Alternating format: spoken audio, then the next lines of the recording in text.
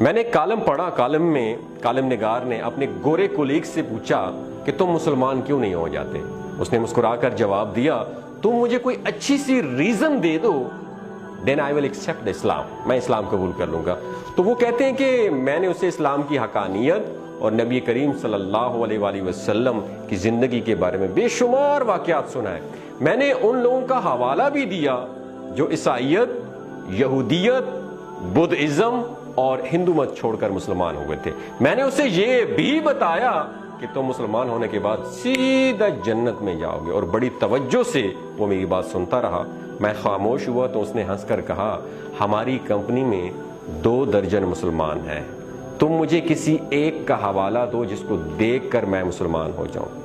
وہ کہتے ہیں کہ میں حیرت سے اس کی طرف ہکا بکا ہو کر دیکھنے لگا تو وہ بولا، تم مسلمان اگر مل کر بھی اخلاقی لحاظ سے ہمارے کسی کرسچین ساتھی کا مقابلہ کر لو تو میں مسلمان ہو جاؤں گا۔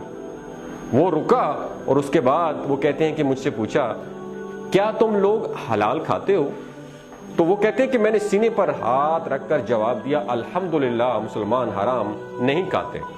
اس نے کہکا لگایا اور بولا، تمہاری بات چکن کی حد تک تو درست ہے، لیکن جہاں تک کام سے محبت، کمپنی کے ساتھ وفاداری اور اعمال کا تعلق ہے، میں نے تم میں سے کسی کو حلال کھاتے نہیں دیکھا۔ دفتر آنے کا وقت 9 بجے اور چھٹی کا وقت 5 بجے، لیکن تم لوگ ہمیشہ 5-10 منٹ لیٹ آتے ہو اور جلدی نکل جاتے ہو، جبکہ میں روزانہ 8:45 بجے دفتر پہنچتا ہوں، اپنا سامان ڈیسک سیٹ کرتا ہوں، کوٹ اتار کر لٹکاتا ہوں، لیپ ٹاپ آن کرتا ہوں اور ٹھیک 9 بجے کام سٹارٹ کر دیتا ہوں۔ میں شام 5:30 بجے دفتر سے نکلتا ہوں، آدھا گھنٹہ اپنی چیزیں سمیٹتا ہوں، میز اور ڈیسک صاف کرتا ہوں، کرسیاں سیدھی کرتا ہوں، پردے سیدھے کرتا ہوں، لائٹس آف کرتا ہوں، دروازے لاک کرتا ہوں اور پھر دفتر سے نکلتا ہوں، جبکہ تم لوگ 4 بجے کام بند کر دیتے ہو اور گھنٹہ ٹہل کے گزارتے ہو اور ڈیسک صاف کیے بغیر اور اپنی چیزیں سمیٹے بغیر نکل جاتے ہو۔ ہم یورپی لوگ اپنا باتھ روم خود صاف کرتے ہیں، کموڈ تک صاف کر کے باہر نکلتے ہیں، دفتر کی لائٹس بند کرتے ہیں، پودوں کو پانی دیتے ہیں، اپنی پلیٹیں اٹھا کر ریک میں رکھتے ہیں، جبکہ تم لوگ جھوٹے برتن میز پر چھوڑ کے چلے جاتے ہو، فلش تک نہیں کرتے، اور اگر کر جاؤ تو فرش گیلا کر دیتے ہو، سنک میں پاؤں دھوتے ہو اور پورے واش روم کا فرش گیلا کر دیتے ہو۔ تو وہ کہتے ہیں کہ میں نے آپ میں سے کسی شخص کو لائٹس بند کرتے نہیں دیکھا۔ آپ کے لوگوں کے ڈیسک پر پورا ایک میس ہوتا ہے، دسترخوان ہوتا ہے، کوئی چیز ترتیب سے نہیں ہوتی ہے۔ آپ لوگوں کے لباس پر بھی سلوٹیں ہوتی ہیں اور ہاتھ بھی گیلے ہوتے ہیں۔ آپ لوگ دوسروں کی طرف دیکھ کر مسکرانا بھی جرم سمجھتے ہو۔ کام لٹکانا آپ لوگوں کی عادت ہے اور کام کے دوران گپ لگانا آپ لوگوں کا مشغلہ ہے۔ آپ لوگ کھانا بھی نہایت بدتمیزی سے کھاتے ہو، منہ سے چپ چپ کی آوازیں نکلتی ہیں اور چائے بھی شڑپ شڑپ کر کے پیتے ہو۔ ہم یورپی لوگ کسی کی پیٹھ پیچھے باتیں نہیں کرتے جب تک کہ آپ لوگ سارا دن دوسروں کے نقص نکالتے رہتے ہو۔ ہم خوراک اور ادویات میں ملاوٹ نہیں کرتے۔ آپ یورپ کی کسی بھی جگہ سے کھانے کی چیز خرید لیں، وہ خالص ہوگی اور ڈبے میں وہی کچھ ہوگا جو اس کے باہر لکھا ہے۔ ہم لوگ ایکسپائری ڈیٹ کے بعد خوراک کی کوئی چیز فروخت نہیں کرتے۔ یورپ اور امریکہ میں ادویات میں ملاوٹ یا جعلی ہونے کا تصور بھی نہیں ہے، لیکن آپ کے معاشرے میں صدر ہو یا امام کعبہ، اسے خالص خوراک اور اصلی ادویات نہیں ملتی ہیں۔ وہ رکا اور پھر بولا کہ میں نے تم لوگوں کو کبھی پڑھتے ہوئے بھی نہیں دیکھا۔ تم لوگ روز مٹھائی اور چاکلیٹ خریدتے ہو، لیکن میں نے تمہیں کبھی کتاب خریدتے نہیں دیکھا۔ کتاب اور علم سے یہ دوری میرے لیے حیران کن ہے۔ ہم مرغی ہو یا گائے ذبح کرتے ہیں جب ذبح خانے ہوں، شہریوں کو اس کا خون نظر آتا ہے اور نہ ہی اوجڑی، جبکہ تم لوگ روزانہ گلیوں اور بازاروں میں جانور ذبح کرتے ہو اور اسے نالیوں میں تڑپنے کے لیے چھوڑ دیتے ہو، اور آخر میں اس کی آلائشیں چوکوں اور گلیوں میں پھینک کر چلے جاتے ہو اور انہیں کتے، کوے اور چیلیں بھنبوڑتے رہتے ہیں۔ تم تنور پر چلے جاؤ یا قصاب کی دکان پر، وہاں مکھیاں اور کاکروچ تمہیں ویلکم کریں گی۔ تم اپنے مولوی حضرات کو دیکھ لو، ان کا لباس گندا، حلیہ بے پرواہ اور پیٹ حدیں کراس کرتا ہوا نظر آئے گا۔ سوال یہ ہے کہ جو شخص اپنے 6 فٹ کے قد پر اسلام نافذ نہیں کر سکا، اس سے مجھے کتنا ایمان مل جائے گا؟ اور آخری بات، کیا تمہارے معاشرے میں عورتوں، بچے اور کیا جانور یہ محفوظ ہیں؟ کیا مسلمان ملک میں 10% خواتین بھی بے خوف ہو کر گھروں سے نہیں نکل سکتی ہیں؟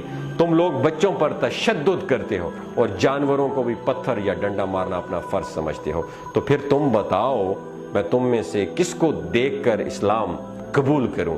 اسلام بے شک عظیم اور شاندار مذہب ہے، لیکن تم مسلمان کسی بھی زاویے سے اچھے دکھائی نہیں دیتے۔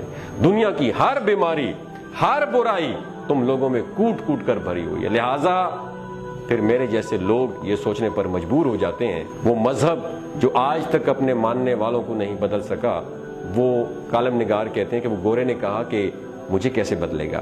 دوسرا، وہ گورا کہہ رہا تھا کولیگ اپنے ساتھی کالم نگار کو کہ دوسرا اگر میں مسلمان ہو بھی جاؤں تو میں کروں گا کیا؟ کیا میں بآواز بلند ڈکار مارنے کے لیے اسلام قبول کروں یا عورتوں کو گھورنے اور 40 انچ کی کمر کے لیے مسلمان ہو جاؤں؟ تم مجھے کوئی ریزن تو دے دو، میں ابھی کلمہ پڑھتا ہوں۔ وہ خاموش ہو گیا۔ وہ کالم نگار کہتے ہیں کہ میرا منہ کھلے کا کھلا رہ گیا۔ شیخ فرید صاحب رکے، یہ کالم نگار تھے، ان کا نام تھا شیخ فرید صاحب، رکے، پھر لمبی لمبی سانس لے کر بولے میں اس گورے کی باتوں پر آج بھی شرمندہ ہوں، اور میں نے اس کے بعد کسی غیر مسلم کو تبلیغ نہیں کی، اور میں یہ مانتا ہوں کہ میں 84 سال کی عمر میں خود کو مسلمان نہیں بنا سکا، میں اسلام کے معیار پر پورا نہیں اتر سکا۔ اب سوال یہ ہے کہ اس گورے نے کون سی بات غلط کی تھی؟ آپ سے پوچھ رہا ہوں، کیا ہم مسلمان ایسے مسلمان نہیں ہیں؟ دنیا میں ہر سال صفائی پسند، پرسکون اور پرامن ملکوں کی فہرست شامل ہوتی ہے۔ خوش رہنے، کام کرنے اور سستے ترین ملکوں، تعلیم، انسانی حقوق، انصاف، ماحولیاتی نفاست، پینے کے صاف پانی، خالص خوراک اور کامیابی کے برابر مواقع پر بھی ڈیٹا شائع ہوتا ہے، اور تمام غیر مسلم ملک ان شعبوں میں ایک دوسرے کا مقابلہ کرتے نظر آتے ہیں، مگر میں نے کبھی اسلامی ملکوں کو اس فہرست میں نہیں دیکھا۔ تعلیم ہو، صحت ہو، صفائی ہو، انصاف ہو، انسانی حقوق ہو، رواداری یا بھائی چارہ ہو، خدمت یا اخلاقیات کے شعبے ہوں، یا پھر کتب بینی یا ہنرمندی، اس میں کبھی سعودی عرب یا پاکستان کا نام نہیں آیا۔ ہم پورا عالم اسلام سال میں جتنا کاغذ استعمال کرتے ہیں اتنے کاغذ امریکہ کا ایک شہر بوسٹن ریسرچ پیپر میں استعمال کر دیتا ہے۔ کتاب خواہ اسلام کے بارے میں کیوں نہ ہو، لیکن اس کے سب سے زیادہ خریدار امریکہ اور یورپ میں پائے جاتے ہیں۔ قرآن مجید اور احادیث پر سب سے زیادہ ریسرچ یورپ میں ہو رہی ہے۔ خانہ کعبہ کے فرش کا ماربل بھی یورپ سے امپورٹ ہوتا ہے، اور اسے اٹلی کی کمپنیاں کاٹتی اور پالش کرتی ہیں، اور یہی اسے فرش پر لگواتی ہیں۔ عالم اسلام کی تمام مساجد میں اذان اور تلاوت بھی یہودی کمپنیوں کے ساؤنڈ سسٹم سے نشر ہوتی ہے، اور ہم سب لوگ ادویات بھی انہی کی استعمال کرتے ہیں۔ لہٰذا پھر یہ سوال ہے کہ اقوام عالم کی گلیوں میں اسلام اور مسلمان ہے کہاں؟ ہمارا کنٹریبیوشن کیا ہے اور کہاں پہ ہے؟